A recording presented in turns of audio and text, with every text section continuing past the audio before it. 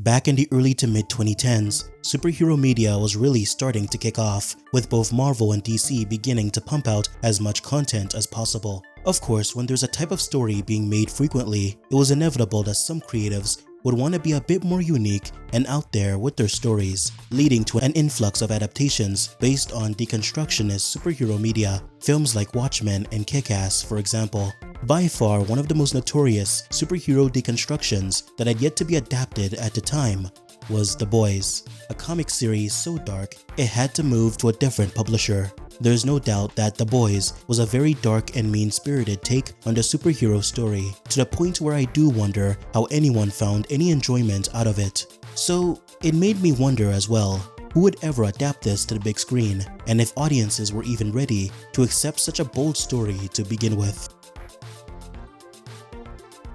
Columbia Pictures first optioned the comic book in 2008, attaching Matt Murfretti and Bill Hay. This was interesting because by this point, it was strange that a studio would even seek to adapt The Boys to begin with. Most superhero IP by this point were the major titles like Batman and Spider-Man, so it does lead me to believe that The Boys was only picked up due to its reputation at the time, so maybe the studio felt that its controversial nature was ripe for storytelling. So after the writing began for the film, we got nothing. For 2 years there was radio silence up until 2010 when the writers finally surfaced to talk about their approach. And here's where it gets very interesting. They weren't trying to translate the comic panel for panel. They had permission to change things and to loosen the adaptation, taking massive inspiration while carving out its own narrative liberties. But this may not be as simple as you may think, as you'll find out later. The writers confirmed that they were keeping the dark, gruesome nature of the source material. Key moments from the comic were slated to make it into the script, presumably moments like the death of Huey's girlfriend, but since this was not a one-to-one adaptation, the specifics behind the scene were likely altered. For example, in the comic, A-Train is partially responsible for her death, but it wasn't because he smashes right into her, like in the final Amazon series. The movie probably had its own variation of that brutal inciting incident, but there's no way we could possibly predict what it was. Then the director hunt began. Samuel Bayer, fresh off Nightmare on Elm Street, expressed interest in the project, and you could honestly see how he'd handle the more gruesome aspects of the comic. But apparently Adam Mckay was the one actually in the running. By June 2010, it was confirmed that Mckay was in talks to direct. Now Mckay at first glance seemed like a strange choice. He was not exactly known as a director who handled such dark and edgy stories like The Boys. Most of his films were satirical comedies. However, perhaps his experience with satire is what made him perfect for a satirical take on superhero stories. But it would still be a wonder how he'd possibly adapt the more gross aspects of the plot.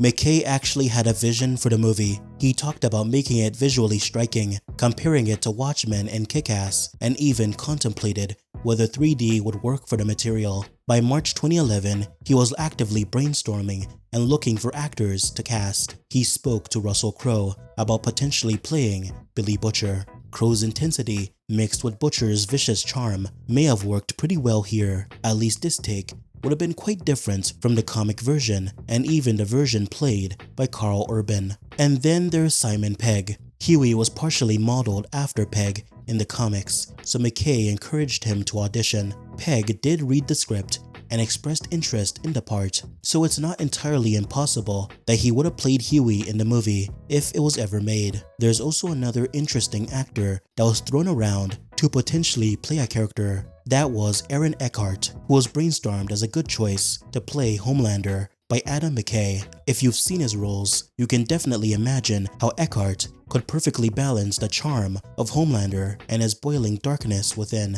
By February 2012, the whole thing collapsed. Columbia dropped it, likely due to creative differences with Adam Mckay. Mckay mentioned that Paramount picked it up afterwards, trying to develop it further, but that must have fell apart too. Why gamble on an ultra-violent satire when you could just make another Spider-Man film? So the movie died, and honestly, it probably died for the right reasons. And I would like to take a look on how Mckay's The Boys adaptation would have been like potentially. Okay, so as established before, this would have been a film adaptation of The Boys, which already makes us run into a few problems. The Boys is a very long comic series, and as a result, it does mean that the contents have to be condensed in some way to make it work. It's a bit more manageable if you can create a trilogy out of the comic series, but considering the longevity of these edgy superhero films in the early 2010s, I can't really see how that would work. There's also the problem that if you did make a trilogy, each individual film still has to condense a metric ton of story into 2 hours of runtime. Maybe Matt Mifredi and Phil Hay could have pulled it off. I'm not entirely sure about their quality of writing, but maybe this time around, thanks to their passion, they could have found a way to do it. The writers did say that the movie wasn't going to be a one-to-one adaptation, so they don't entirely have to worry about how to condense the exact moments of the story.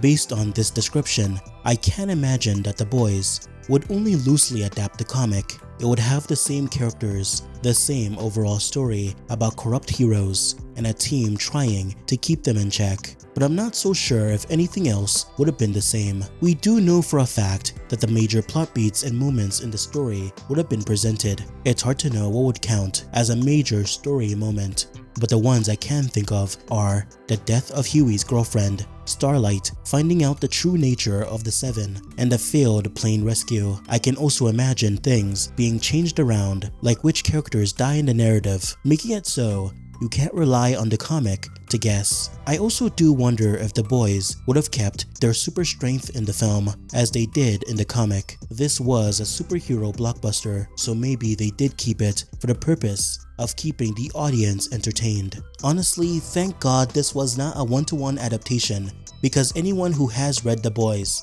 knows just how bad the story really is. The pacing is terrible. Every single character is horribly unlikable, except for maybe Starlight and Huey, and the story is so mean-spirited, so edgy, and so horrible that it feels like an edgy teenager is the one that wrote it. Some major changes would have to be made to even make it tolerable to a general public. This would include altering the characterizations of many of the characters, such as Homelander and the Seven, to make them less of a bunch of perverted freaks, making the boys less homicidal maniacs and perverted freaks, and cutting out many of the side cast who again are perverted freaks. According to Adam Mckay in an interview with Cinema Blend, the script for the movie was actually very faithful to the comic. So there is a chance that this The Boys movie would actually be very faithful to the events of the actual original comic, unlike the Amazon TV show, which is only loosely based on it. Perhaps that's why Adam Mckay was being looked at as the director for this movie. Adam Mckay's Boys would probably lean much harder into the absurd nature of his early works, turning the comic's mean-spirited deconstruction into a loud, blockbuster satire that didn't hold back on its corporate superhero commentary, and perhaps this comedic style would have been enough to make the characters a bit more tolerable.